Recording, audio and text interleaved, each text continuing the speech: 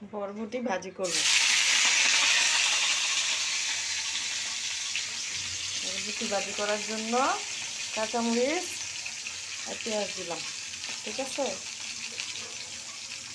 লবণ দিলাম, একটু ইসে করবেন, পেঁয়াজ দিকে একটু ভাজা হলে তখন মশলা দেবেন,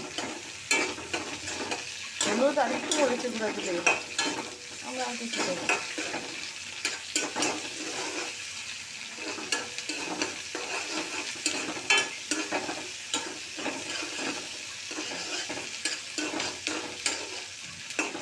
ভাজা হচ্ছে, এবার একটু